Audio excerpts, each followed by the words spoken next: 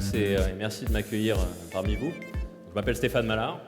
Je travaille sur la stratégie, sur l'innovation et sur la prospective dans les salles de marché à la Société Générale. Et aujourd'hui, je suis venu vous parler d'intelligence artificielle. Alors je vous préviens tout de suite, ça va peut-être vous choquer ce que je vais vous raconter aujourd'hui. Vous allez peut-être même me prendre pour un fou. En fait, ça fait quelques temps que je travaille là-dessus et au départ, je pensais que c'était juste une nouvelle technologie à laquelle on s'intéressait avec le digital et tout ce qui émerge en ce moment. Et en réalité, j'ai compris que c'était beaucoup plus que ça. En fait, il y a une véritable effervescence sur l'intelligence artificielle en ce moment. Il y a des centaines de startups, il y a des géants du web, il y a des philosophes, il y a des entrepreneurs, il y a des scientifiques qui travaillent sur l'intelligence artificielle. Et ce qui se passe en ce moment, c'est absolument stupéfiant. En fait, l'intelligence artificielle, c'est déjà une réalité, ça fait déjà partie de nos vies. Et je vais vous montrer que ça va aller encore plus loin. Aujourd'hui, c'est un sujet qu'on ne peut plus du tout ignorer, l'intelligence artificielle. On en parle de plus en plus dans les médias, dans les journaux télévisés, absolument partout. Et vous avez peut-être entendu récemment, il y a Gilles Babinet. Alors vous connaissez tous Gilles Babinet, c'est notre champion du digital pour la France, auprès de la Commission européenne, qui suggérait qu'on s'empare de l'intelligence artificielle à un niveau politique, tellement c'est quelque chose qui lui semble important. Donc l'intelligence artificielle, c'est aussi un sujet qui peut faire peur. Ça peut faire peur parce qu'en fait, ça remet en cause beaucoup de choses. Ça remet en cause nos habitudes, ça remet en cause nos certitudes, ça remet en cause nos croyances. En fait, ça remet même en cause nos convictions les plus profondes. Mais comme je vous le disais, il se passe des choses tellement époustouflantes là-dessus en ce moment que je pense que c'est important qu'on commence à en parler sérieusement si on veut s'y préparer pour l'intégrer à la fois dans la vie professionnelle, mais aussi, comme vous allez le voir, dans la vie personnelle. Alors aujourd'hui, je vous expliquerai d'abord ce que c'est que l'intelligence artificielle. Je vous montrerai pourquoi c'est une réalité, pourquoi on en parle aujourd'hui, pourquoi c'est très sérieux. Je vous expliquerai très simplement comment ça marche. Je vous montrerai les grands résultats qu'on commence à avoir et vous allez voir, c'est absolument spectaculaire. Et à mon avis, on n'a encore rien vu parce que ça avance très très vite. Je vous parlerai des deux grands axes de l'intelligence artificielle dans le domaine, dans les laboratoires en ce moment, vraiment les deux grandes tendances de l'intelligence artificielle. Je ferai un focus rapide sur l'intelligence artificielle dans le domaine bancaire. Quand je dis rapide, c'est parce que l'objet de la présentation d'aujourd'hui, ce n'est pas de vous faire que du domaine bancaire. Vous allez voir que c'est un sujet qui est absolument universel. Donc l'objet de la présentation, c'est vraiment de vous montrer le potentiel de ce qu'on peut faire avec ça en ce moment. Et je terminerai sur les réflexions. Il va falloir qu'on engage notamment en termes d'éthique et de responsabilité, si on veut s'y préparer sereinement. Alors pour introduire mon propos, j'ai choisi de vous mettre une citation de Larry Page, le cofondateur de Google, qui illustre finalement assez bien ce qui se passe en ce moment sur l'intelligence artificielle. Il nous dit « Il se passe des choses très excitantes à la croisée de la science informatique et de la neuroscience, et il nous est désormais possible de comprendre ce que cela implique vraiment, de rendre quelque chose intelligent. » Et alors finalement, quand on parle d'intelligence artificielle, mais qu'est-ce que c'est que l'intelligence artificielle? En fait, l'intelligence artificielle, c'est un concept qui existe depuis très longtemps. Dans la littérature, dans les films, absolument partout. Et ce qui est très intéressant avec l'intelligence artificielle, c'est qu'on en a tous plus ou moins notre propre représentation, notamment grâce à ce qu'on a pu en voir dans les films de science-fiction. Alors je vous en ai mis quelques-uns, pour commencer. Le premier que je vous ai mis en haut à gauche, c'est Minority Report, avec Tom Cruise. Alors là, ça se passe dans le futur. C'est des policiers qui utilisent une intelligence artificielle qui est omnisciente, donc qui sait tout, qui voit tout, qui est présente absolument partout. Et cette intelligence artificielle, elle permet aux policiers du futur d'anticiper les crimes avant qu'ils aient lieu. Ce qui leur permet de les empêcher, ce qui leur permet de les prévenir. Ensuite, plus récent, le film Her, que vous avez peut-être vu. Alors cette fois-ci, c'est l'histoire d'un individu esseulé qui, pour rompre avec sa solitude, va installer sur son smartphone du futur une intelligence artificielle. Et cette intelligence artificielle, elle va l'accompagner.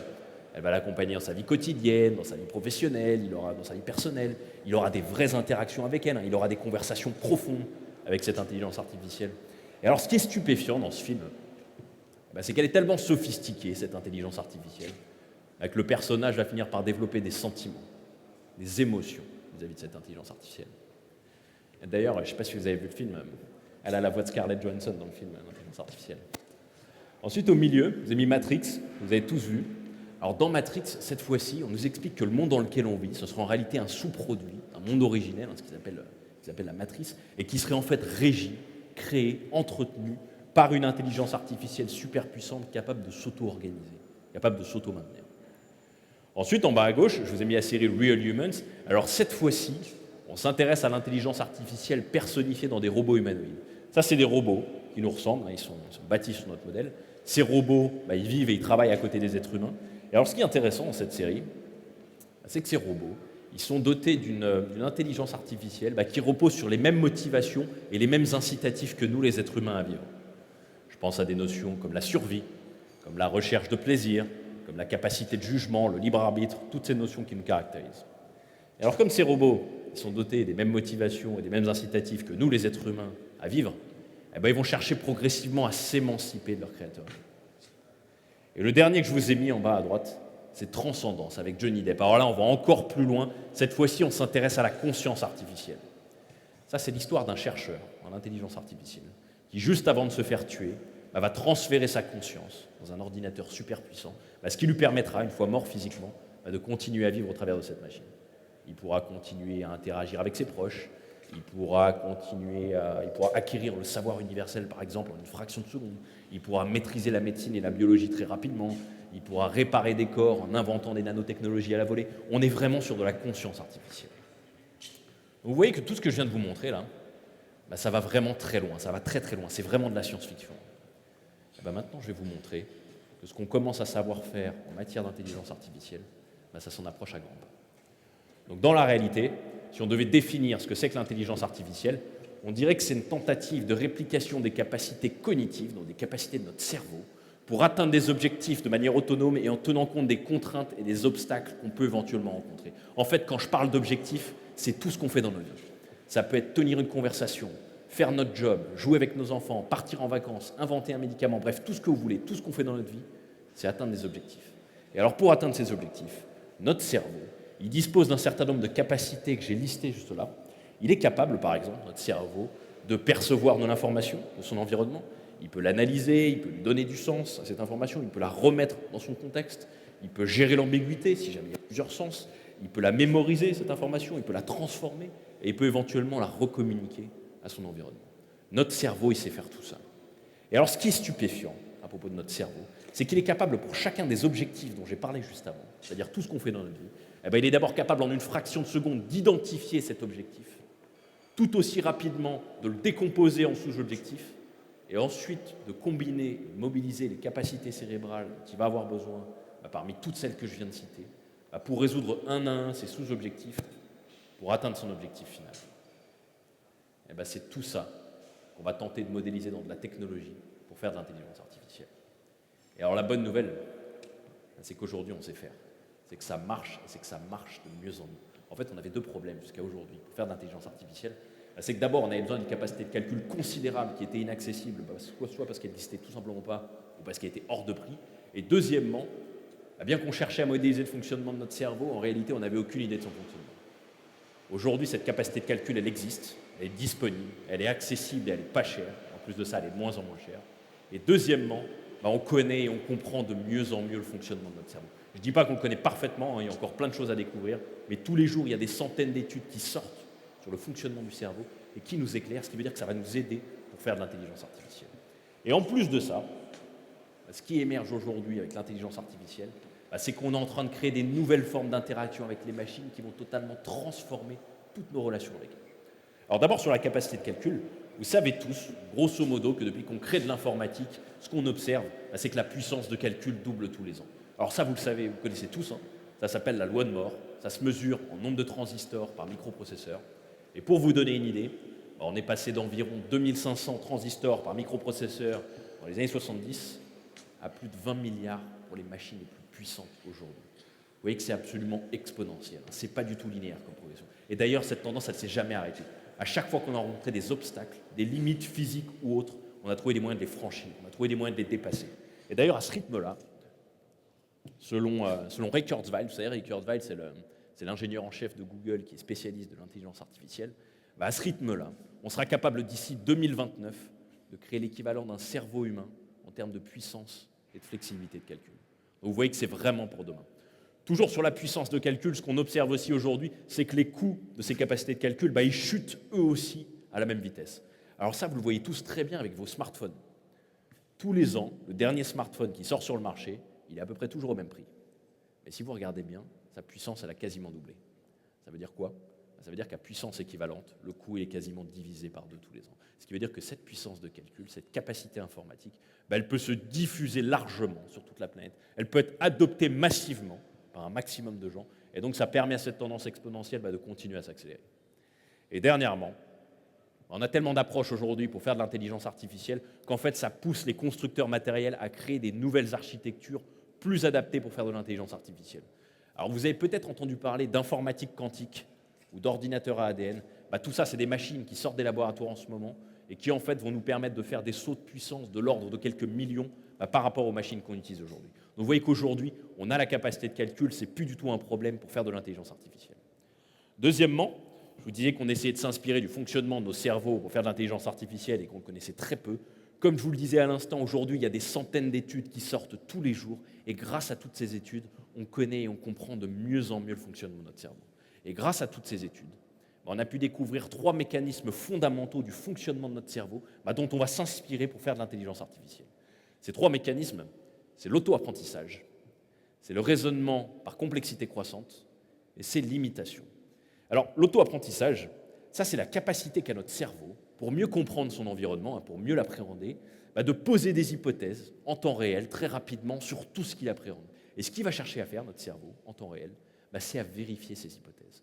En fait, ce que ça veut dire, c'est qu'au travers de ces hypothèses, notre cerveau, il va chercher à se créer sa propre représentation du monde. Et en temps réel, il va chercher à nuancer, à renforcer, à confirmer, à infirmer tout ce qu'il pense, toutes ses convictions. En fait, ce que ça veut dire, c'est que notre cerveau, il a une formidable capacité d'adaptation. C'est ça que ça veut dire. Deuxièmement, le raisonnement par complexité croissante, ça c'est le besoin qu'a notre cerveau, toujours pour mieux comprendre son environnement, de décomposer tout ce qu'il appréhende, tout ce qu'il a autour de lui, d'abord en éléments très simples, très élémentaires, et ensuite à bâtir, à rajouter de la complexité par-dessus. En fait, on a découvert que dans notre cerveau, il y a quelques centaines de millions de reconnaisseurs de schémas très très simples, qui sont capables de reconnaître des schémas, des objets très simples, comme des petits points, des petits traits, des petites courbes, enfin vraiment des choses très élémentaires. Et notre cerveau, il sait que s'il les combine, ces formes très élémentaires, il pourra créer des concepts de plus en plus complexes. Par exemple, s'il combine ces formes très simples de petits points, de petits traits, de petites courbes, il pourra créer des lettres. Si ensuite il combine ces lettres, il pourra faire des mots, ensuite des phrases, des idées, des concepts, toujours du plus élémentaire vers le plus complexe. Alors j'ai pris l'exemple du langage, mais en réalité c'est valable pour tout ce que fait notre cerveau, que ça soit le raisonnement, la visualisation dans l'espace, tout ce qui fait notre cerveau, c'est de décomposer dans l'élément simple et de bâtir de la complexité par-dessus. Et dernier mécanisme qu'on a découvert à propos de notre cerveau, dont on va s'inspirer pour faire de l'intelligence artificielle, c'est sa capacité d'imitation. Notre cerveau, toujours pour mieux comprendre son environnement, il est capable d'imiter directement ce qu'il a dans son environnement, mais sans donner absolument aucun sens. Alors ça, vous le voyez très bien avec les bébés, lorsqu'ils apprennent le langage. Ce qu'ils font, c'est qu'ils imitent leurs parents, mais ils ne comprennent absolument rien de ce qu'ils disent. Et c'est d'autres neurones, dans un deuxième temps, spécialisés dans l'auto-apprentissage, qui, eux, vont donner du sens à ce que les neurones spécialisés en imitation viennent d'imiter. Ces 3 mécanismes, on les connaît, on les comprend de mieux en mieux, et en fait, ils vont nous aider pour faire de l'intelligence artificielle. Et troisièmement, je vous disais que ce qui émerge aujourd'hui avec l'intelligence artificielle, c'est qu'on est en train de créer des nouvelles formes d'interaction avec les machines qui vont totalement transformer toutes nos relations avec elles. Alors vous savez tous que depuis qu'on crée de l'informatique, on a commencé par interagir avec les machines, avec des claviers, ensuite on a rajouté des souris, maintenant on fait du tactile, mais l'objectif, c'est d'optimiser nos interactions avec les machines, c'est de les rendre les plus fluides, les plus naturelles possibles, pour finalement créer une espèce d'intimité avec les machines. Demain, très rapidement, on ne sera plus capable de faire la différence entre interagir avec un être humain et une intelligence artificielle, parce qu'elle progresse elle aussi, ces nouvelles interactions, à une vitesse exponentielle. Ces nouvelles formes d'interaction, il y en a 3. On a des interactions par le langage, on a des interactions par la pensée, des interactions cognitives, et on a aussi des interactions dans l'espace, des interactions gestuelles. Alors, les interactions par le langage, il y en a 2 types.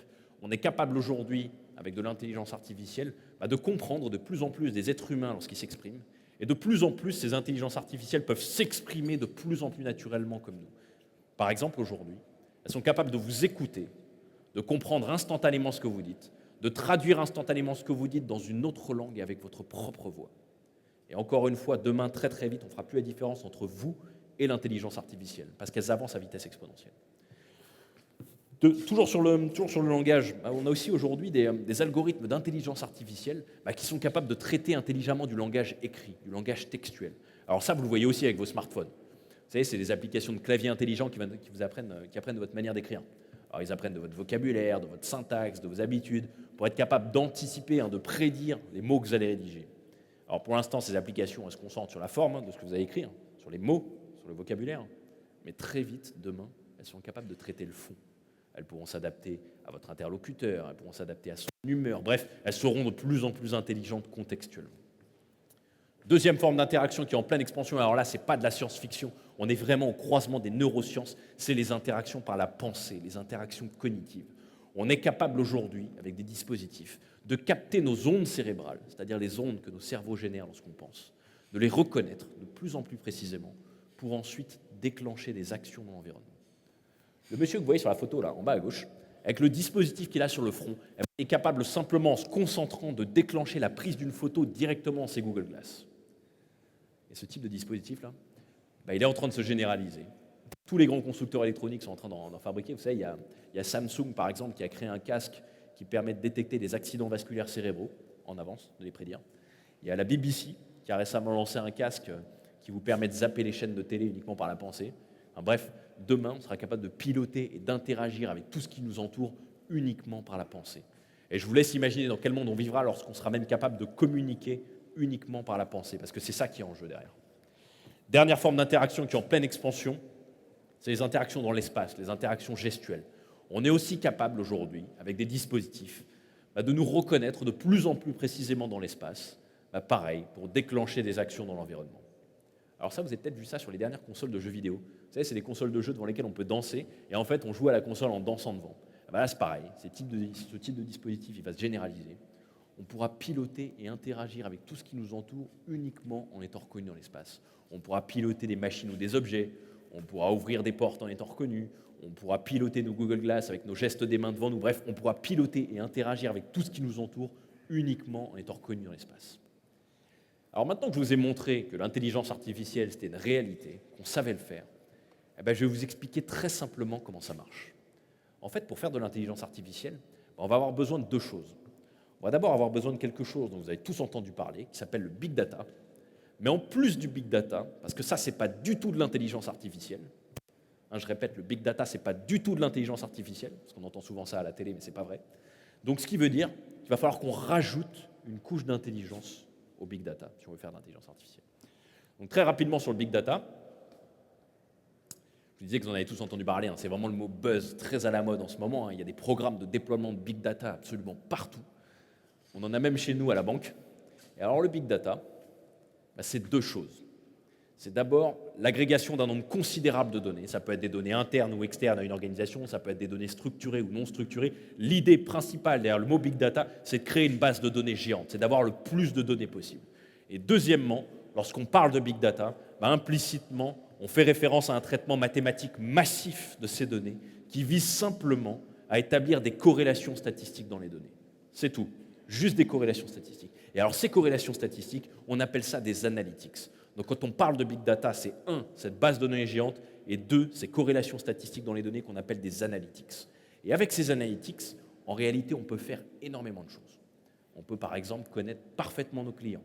On peut connaître parfaitement nos indicateurs internes, nos forces, nos faiblesses, nos KPIs, nos métriques. Bref, ça fait émerger de l'information qui est plutôt cachée, qui est plutôt implicite dans les données.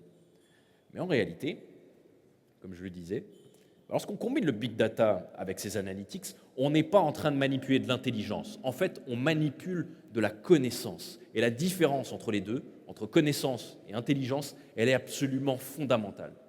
En fait, lorsqu'on combine le big data avec ces analytics, on modélise la capacité de notre cerveau à apprendre, mais pas à comprendre. Ce qui veut dire que si on veut aller plus loin, si on veut vraiment faire de l'intelligence, et en l'occurrence de l'intelligence artificielle, il va falloir qu'on rajoute cette couche d'intelligence au big data.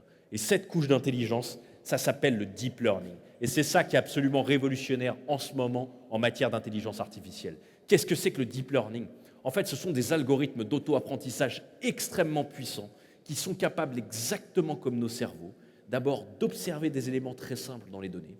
Et ce qu'ils vont d'abord tenter de faire, ces algorithmes de deep learning, c'est qu'ils vont d'abord tenter de poser des hypothèses sur la nature du lien qu'il peut y avoir entre ces éléments très simples qu'ils voient dans les données.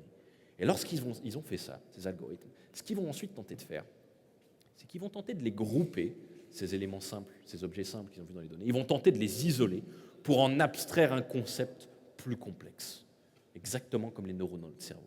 Et lorsqu'ils ont créé ce concept plus complexe, ils vont pouvoir s'en servir soit pour créer d'autres concepts encore plus complexes, soit simplement pour le relier à d'autres concepts, exactement comme les neurones avec notre cerveau. Je vous donne un exemple. Imaginons que ces algorithmes deep learning, ils observent des centaines de milliers de photos et que dans ces centaines de milliers de photos, ils observent toujours les mêmes formes très simples de museau, de pelage, d'œil, de queue. Ils peuvent tenter de les grouper, ces éléments très simples. Ils peuvent tenter de les isoler pour en abstraire un concept qu'ils vont appeler un chat. C'est totalement naturel et instinctif pour nos cerveaux, ça n'est pas du tout pour ces machines, ces algos de deep learning, qui ont besoin de l'apprendre et de le comprendre par eux-mêmes. Et une fois qu'ils ont créé ce concept de chat, en partant de ces éléments simples qu'ils ont vus dans les données, ils vont pouvoir s'en servir pour créer d'autres concepts, ou alors pour le relier à d'autres concepts créés de la même manière, comme par exemple la biologie, les vétérinaires, les chats célèbres, bref, tout ce qui peut de près ou de loin être relié au concept de chat, exactement comme dans nos cerveaux. Donc 2 choses fondamentales à retenir sur le deep learning. Premièrement, c'est capable, exactement comme nos cerveaux, de partir d'éléments simples qu'ils voient dans les données pour en abstraire des concepts de plus en plus complexes. Et deuxièmement, toujours comme nos cerveaux, ça procède avec une logique exploratoire qui pose des hypothèses sur toutes les données que c'est en train de traiter. Et là où c'est absolument révolutionnaire, c'est que contrairement aux algorithmes préprogrammés qu'on utilisait jusqu'à aujourd'hui dans l'informatique de la connaissance, donc du big data et des analytics, qui fonctionnaient eux dans un monde fermé, le deep learning, ça nous permet de travailler dans un monde totalement ouvert. Ça nous permet de créer et de manipuler des concepts de manière totalement illimitée, exactement comme ceux qu'on fait dans notre cerveau. En fait, on ouvre le champ des possibles. Donc cette fois-ci, lorsqu'on combine le big data avec le deep learning, on n'est plus en train de manipuler de la connaissance. Cette fois-ci, on fait vraiment de l'intelligence. On modélise la capacité de notre cerveau, non plus à apprendre, mais cette fois-ci à comprendre. Et là où c'est absolument stupéfiant, c'est que comme je vous le disais au début, les résultats qu'on commence à avoir, ils sont absolument exceptionnels. Et à mon avis, on n'a encore rien vu parce que ça avance très très vite. Le premier résultat dont j'aimerais vous parler, ça s'est passé en 2011. C'est une émission de télé très populaire aux États-Unis qui s'appelle Jeopardy. Alors je ne sais pas si vous connaissez Jeopardy. C'est une émission de télé dans laquelle le présentateur donne la réponse aux candidats et les candidats doivent générer la question associée. Et alors pour qu'il n'y ait qu'une seule question possible, ils ont une liste d'indices devant eux sous forme de mots-clés qui doit les guider. Par exemple, si le présentateur leur donne la réponse Bill Clinton et dans les indices, il y a Monica Lewinsky, la seule question possible, ce sera quel président américain a eu une relation avec une stagiaire.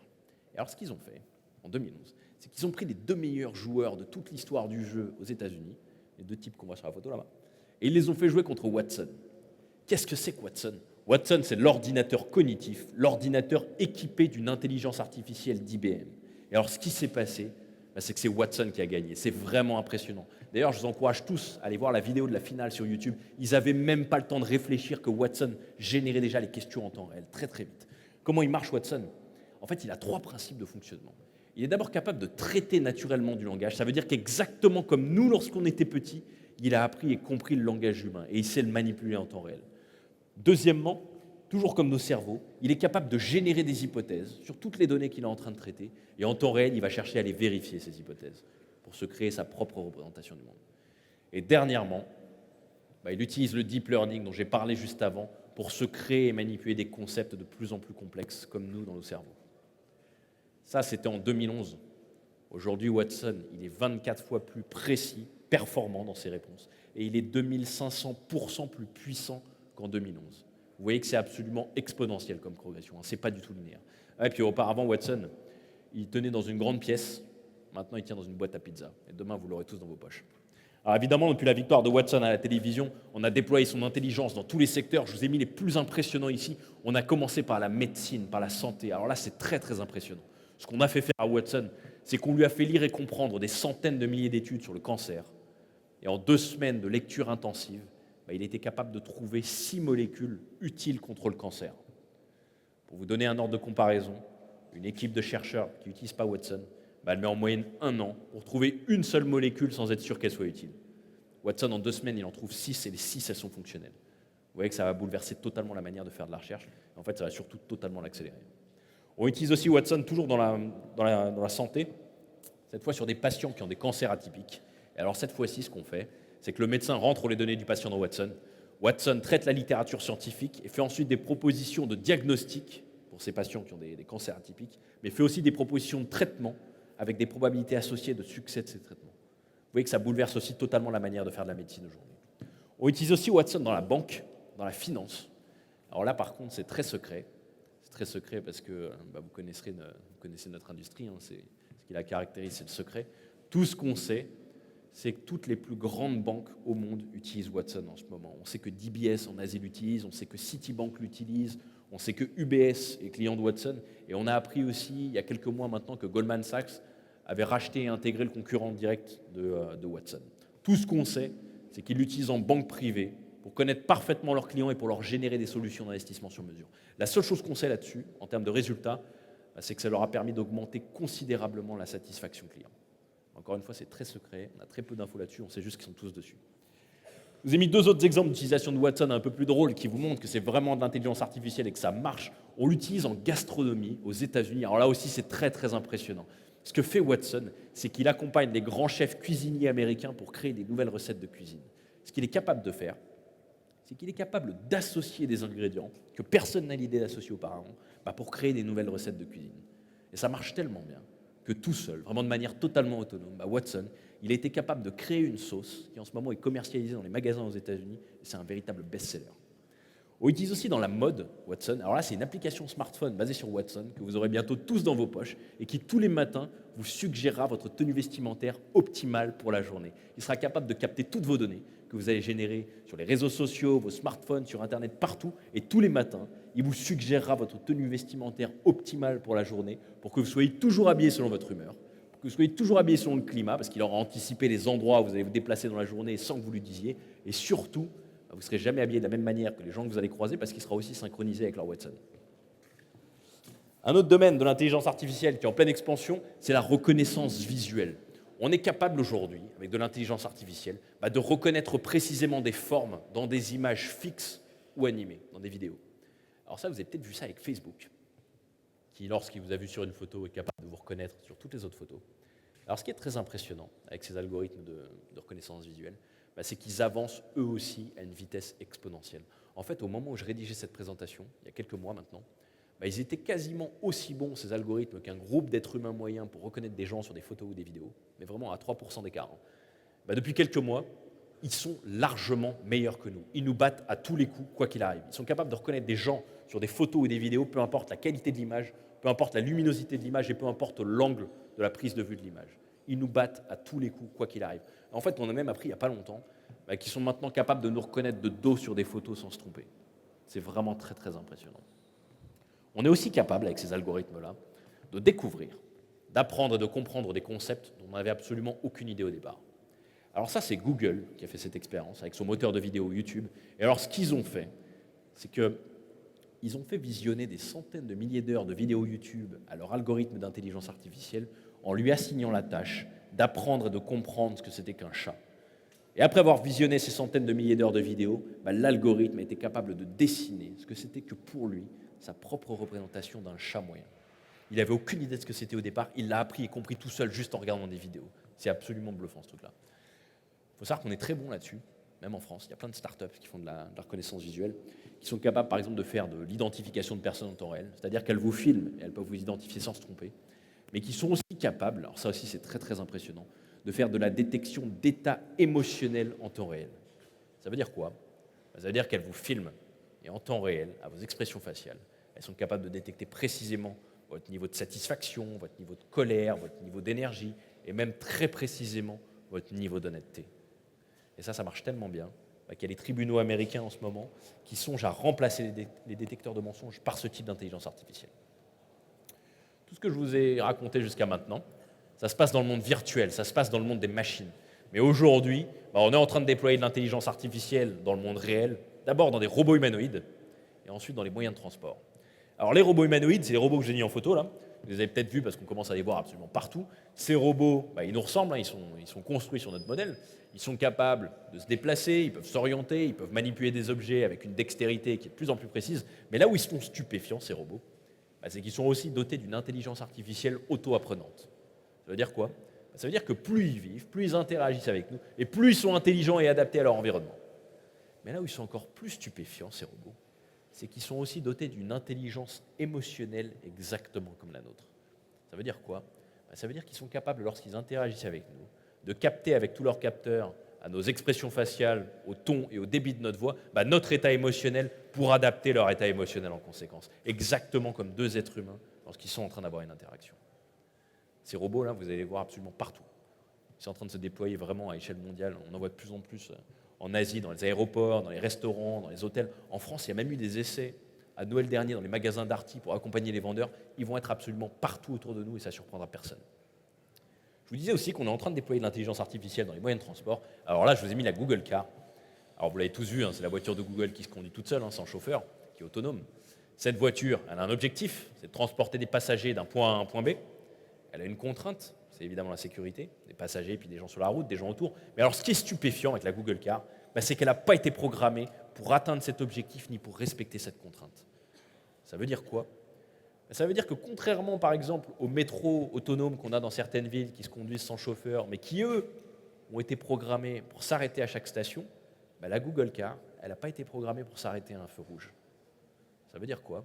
Ça veut dire qu'elle a été mise sur la route et que la première fois qu'elle a capté un feu rouge avec tous ses capteurs, elle a dû utiliser du deep learning pour aller sur Internet, lire et comprendre le code de la route, observer le comportement des autres conducteurs sur la route pour apprendre et comprendre par elle-même ce qu'il y avait derrière ce concept de feu rouge et pour ensuite déduire le niveau d'interaction qu'elle devait adopter, en l'occurrence de s'arrêter au feu rouge.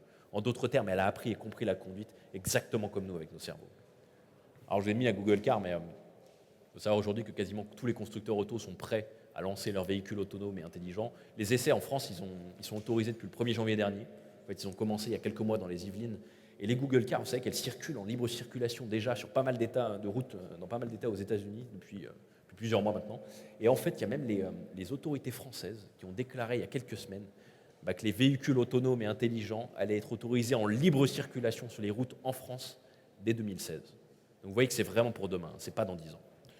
Tout ce que je vous ai raconté jusqu'à maintenant, c'est déjà sorti des laboratoires. Encore une fois, ça progresse à vitesse exponentielle. Maintenant, je vais vous parler de ce qui sort en ce moment des laboratoires, des deux grandes tendances de l'intelligence artificielle. D'abord, on est en train de créer un cerveau global, universel. Et ensuite, on est en train de créer des assistants intelligents, autonomes et à notre service, des véritables majordomes. Alors la première étape pour créer de l'intelligence artificielle, c'est qu'on a besoin de données, on a besoin d'énormément d'informations. Alors vous savez tous que depuis qu'on est connecté à Internet, ces données, ces informations, on les génère, il y en a de plus en plus, elles explosent littéralement. Et alors les premiers à avoir voulu opérer un espèce de tri intelligent dans ces données, c'est les géants du web, en particulier les géants de la recherche avec leur moteur de recherche. Mais leur objectif principal aux géants du web, avant de traiter intelligemment la donnée, c'est d'abord d'agréger un maximum de données et d'informations. Vous savez certainement que Google, ils numérisent tous les livres de la planète. Vous savez certainement aussi qu'ils ont cartographié toutes les routes de la planète. Peut-être que vous savez aussi que maintenant, ils sont en train de numériser l'intérieur des bâtiments publics. L'idée, vraiment, c'est d'abord d'avoir un maximum de données. Toujours dans cette logique de big data dont je parlais avant, c'est d'avoir cette base de données géante. Et lorsque ces géants, ces géants du web, ils auront suffisamment de données, et en réalité, c'est déjà le cas, ils vont la traiter de plus en plus intelligemment. Et pour ça, ils vont utiliser deux méthodes. Ils vont utiliser le deep learning, dont je parlais juste avant, c'est-à-dire pour se créer et manipuler des concepts de plus en plus complexes, mais ils vont aussi utiliser le crowd learning. Qu'est-ce que c'est que le crowd learning ? En fait, le crowd learning, c'est votre comportement vis-à-vis de ces géants du web. Je vous donne un exemple. Lorsque vous faites une recherche sur Google Images, que vous trouvez l'image que vous recherchiez et que vous cliquez dessus, vous venez d'enseigner à Google que l'image sur laquelle vous avez cliqué contenait le concept, les mots-clés que vous recherchiez. Si vous cherchez un chat à poil orange, que vous trouvez le chat à poil orange, que vous cliquez dessus, vous venez d'enseigner à Google que l'image sur laquelle vous avez cliqué contenait un chat à poil orange. Ça veut dire quoi ? Ça veut dire qu'ensuite Google il peut faire exactement comme ce que je vous ai raconté avant sur les vidéos de chat. Ça veut dire qu'il peut agréger toutes les recherches que les gens ont faites et ce sur quoi ils ont cliqué et ensuite utiliser du deep learning pour apprendre et comprendre tout seul ce qu'il y a derrière les concepts et les mots-clés que les gens ont cherchés et ce sur quoi ils ont cliqué.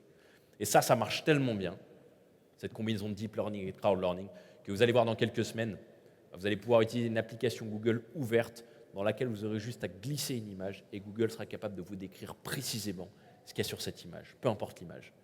Si par exemple il y a un monsieur à barbe et à t-shirt noir en train de jouer de la guitare, Google sera capable de vous le décrire précisément parce qu'en combinant le deep learning et le crowd learning, il aurait été capable d'apprendre et de comprendre ce que c'est qu'un monsieur, ce que c'est qu'une barbe, ce que c'est qu'un t-shirt, ce que c'est que la couleur noire, ce que c'est qu'une guitare, et ce que ça veut dire jouer de la guitare, de manière totalement autonome.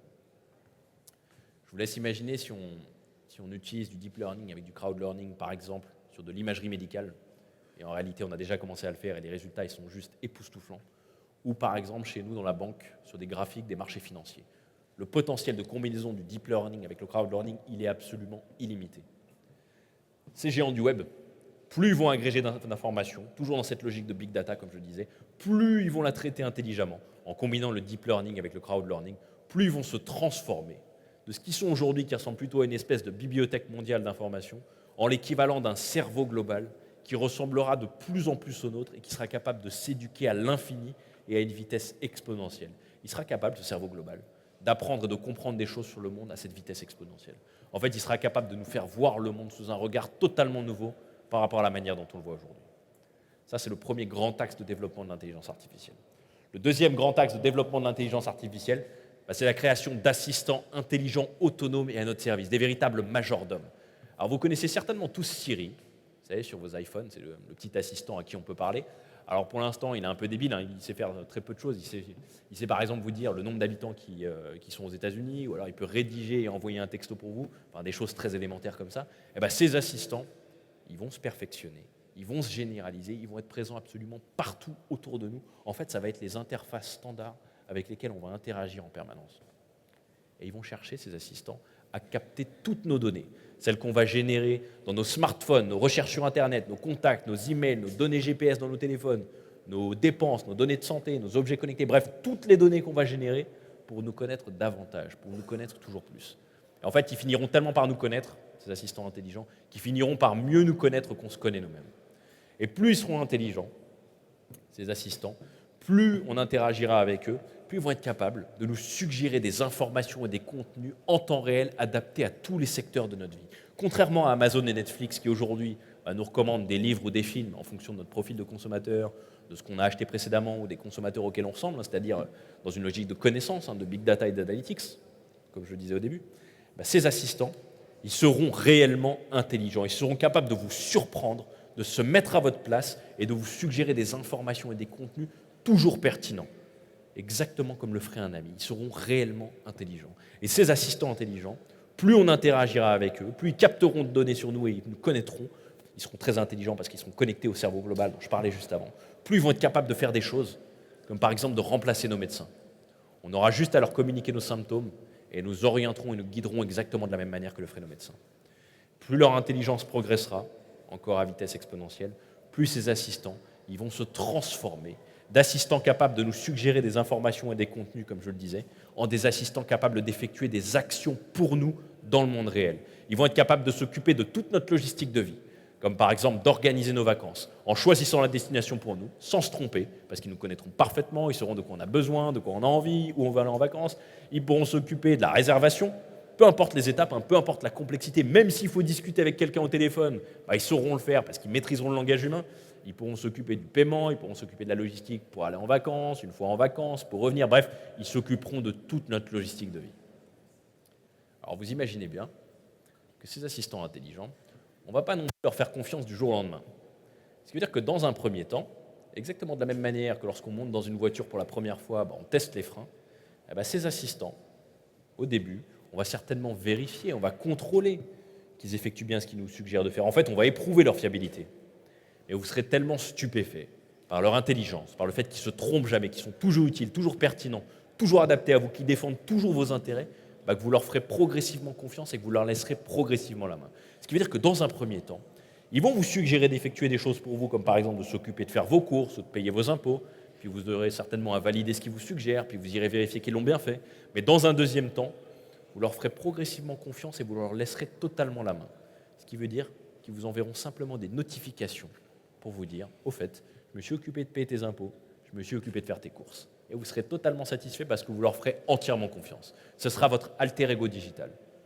De la même manière qu'aujourd'hui, vous demandez n'importe quelle information à Google, demain, vous confierez n'importe quelle tâche à votre assistant intelligent. Ça, c'est la deuxième grande tendance de l'intelligence artificielle. Alors évidemment, cette intelligence artificielle dont je vous parle depuis tout à l'heure, vous comprenez bien qu'elle a une vocation, qu'elle a une portée qui est plus qu'universelle. Ce qui veut dire que nous aussi, elle va nous toucher dans la banque. Et elle va nous toucher de deux manières. D'abord, elle va radicalement transformer les opportunités business telles qu'on les a aujourd'hui. Et ensuite, elle va radicalement transformer toutes nos manières de travailler. Alors, sur les opportunités business, ce que va nous permettre de faire l'intelligence artificielle, c'est d'accéder à des opportunités difficilement, voire pas du tout accessibles à nous aujourd'hui. En fait, on va avoir un système de veille d'intelligence artificielle qui sera capable de capter tous les événements de la planète en temps réel et qui, pour chacun de ces événements, cherchera un moyen ou un autre, peu importe les étapes, peu importe la complexité, mais un moyen ou un autre, de le ramener à nos business, de le ramener à nos savoir-faire, pour qu'on puisse gagner de l'argent avec. On peut très bien imaginer qu'un jour, dans la banque de financement et d'investissement, cette intelligence artificielle, elle apprenne la découverte dans un endroit du monde où on n'a aucun client ni prospect, d'une nouvelle mine d'or. En temps réel, elle serait capable de calculer la rentabilité de cette mine d'or, de comprendre que juste à côté de cette mine d'or, il y a un exploitant qui extrait du charbon dans une mine, de comprendre que cet exploitant qui extrait du charbon, il serait lui aussi capable d'extraire de l'or dans la mine juste à côté, et surtout de lui générer en temps réel une solution de financement pour qu'il puisse le faire. Le sales chez nous, il aura juste à décrocher son téléphone, à appeler ce prospect dont on n'a jamais entendu parler, à lui dire que juste à côté de chez lui, il y a une mine d'or qui a été découverte, qu'elle est super rentable, que lui aussi il serait capable d'extraire de l'or dedans et qu'en plus de ça, on a une solution de financement sur mesure pour qu'il puisse le faire. Le client il aura le sentiment que ses intérêts sont parfaitement défendus et nous, de notre côté, nos business, nos savoir-faire seront aussi parfaitement respectés. Dans la banque de détail, on imagine très bien que notre client, qui est déjà digital, il va l'être de plus en plus, ce qui veut dire qu'il va forcément très vite exiger d'avoir en permanence un banquier intelligent dans sa poche qui s'occupe de toutes ses décisions bancaires et financières, qui pourrait par exemple lui suggérer d'investir dans de l'immobilier. Pareil, en choisissant le bien pour lui, parce qu'il le connaît parfaitement, il connaît ses goûts, son profil, sa capacité d'emprunt, il sait tout sur lui, et il pourrait lui générer sur mesure le plan de financement pour que le client ait juste à valider l'opération de son smartphone pour la déclencher. J'ai pris 2 exemples très simples dans la banque, un dans la banque de financement et un dans la banque de détail. Encore une fois, 2 exemples très simples, parce que comme je le disais au début, l'objet de la présentation, ce n'est pas de vous faire que du domaine bancaire, c'est vraiment de vous montrer le potentiel de ce qui est en train de se passer sur l'intelligence artificielle. En revanche, ce qui est fondamental, et vraiment le message que je veux que vous reteniez aujourd'hui, c'est qu'avec l'arrivée de l'intelligence artificielle, ça va nous obliger à revoir fondamentalement notre manière de considérer nos clients et notre relation avec elles. Ça, c'est absolument fondamental. En fait, jusqu'à aujourd'hui, on cherchait à connaître nos clients davantage, à les connaître toujours plus.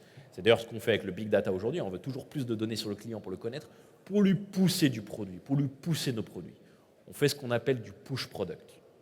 Mais à partir du moment où nos clients aussi vont être équipés d'intelligence artificielle, l'enjeu pour nous, ce ne sera plus du tout de chercher à les connaître davantage avec toutes ces données pour leur pousser nos produits, parce qu'ils sauront déjà, avec leur intelligence artificielle, s'ils ont raison de les acheter ou pas. En fait, s'ils ont raison d'être nos clients ou pas, s'ils ont raison de faire du business avec nous ou pas. Ce qui veut dire que l'enjeu pour nous, ce sera simplement de maintenir une relation de confiance avec le client, pour que le jour où éventuellement on aura quelque chose pour eux, quelque chose à leur vendre, on soit sûr d'être sélectionné par leur intelligence artificielle, d'être sélectionné comme un acteur de confiance, comme un acteur qui a de la valeur, qui est pertinent pour eux. En fait, l'enjeu pour nous, il est très darwinien. Ça va être de continuer à rester sélectionné par notre environnement, par nos clients au travers de leurs intelligences artificielles.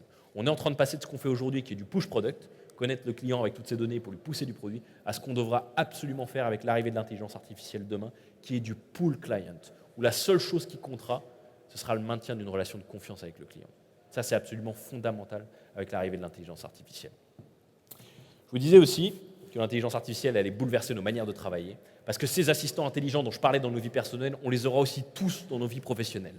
Et dans tous les métiers, peu importe notre business, on sera tous équipés d'un assistant intelligent qui contrôlera, qui optimisera toutes nos décisions et toutes nos tâches. C'est-à-dire que chacun d'entre nous, peu importe son métier, pourra se concentrer sur l'essentiel, pourra se concentrer sur ce sur quoi il a le plus de valeur ajoutée. Et ces assistants intelligents, ils sont déjà capables dans nos organisations de faire des choses très simples, comme par exemple de venir avec nous en réunion, d'écouter chacun des participants de la réunion, et à l'issue de la réunion, de générer le compte-rendu de la réunion. Des choses très simples comme ça, ils savent déjà le faire. Mais ils sont aussi capables de faire des choses plus complexes, comme par exemple de venir avec nous en réunion et de participer activement à la réunion.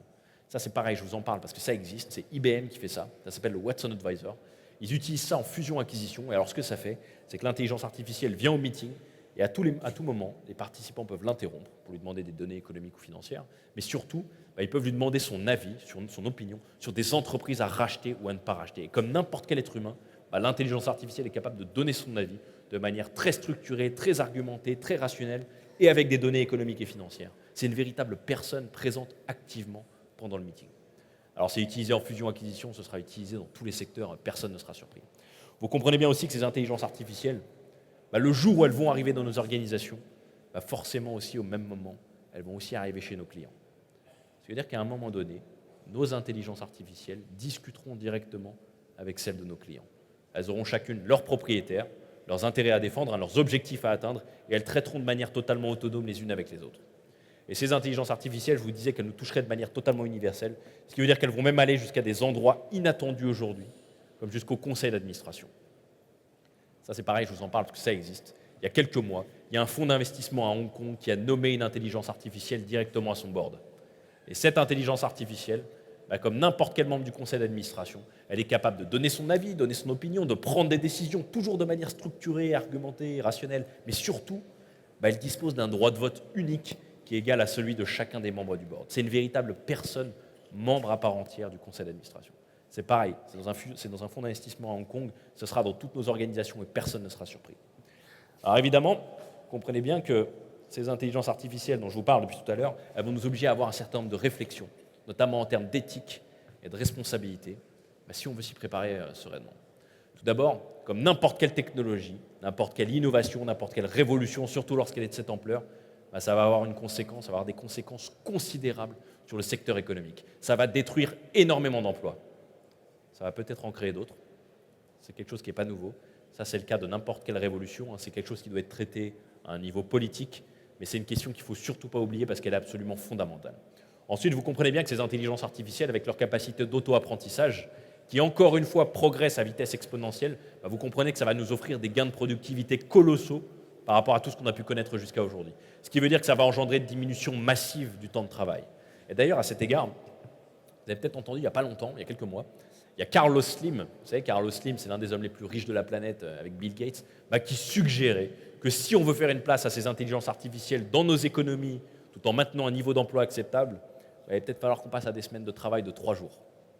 Vous voyez que c'est des questions très sérieuses qui sont discutées à très très haut niveau en ce moment. Ensuite, ces intelligences artificielles, je vous disais qu'elles nous ressembleraient de plus en plus dans leurs interactions, qu'elles nous ressembleraient vraiment.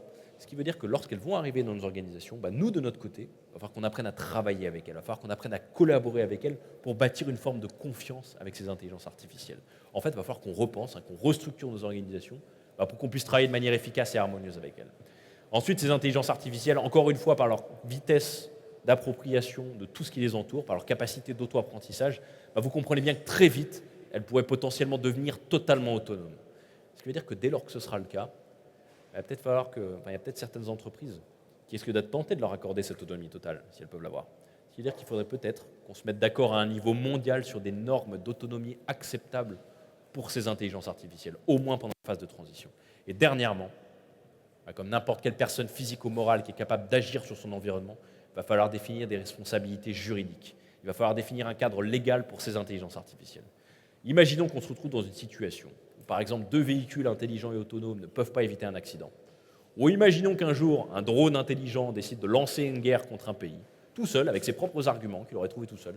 Imaginons que chez nous, dans la banque, on ait une intelligence artificielle qui engendre une perte considérable sur les marchés financiers. Qui serait responsable dans tous ces cas? Est-ce que ce serait l'intelligence artificielle elle-même? Est-ce que ce serait le concepteur de l'intelligence artificielle? Est-ce que ce serait une combinaison des deux?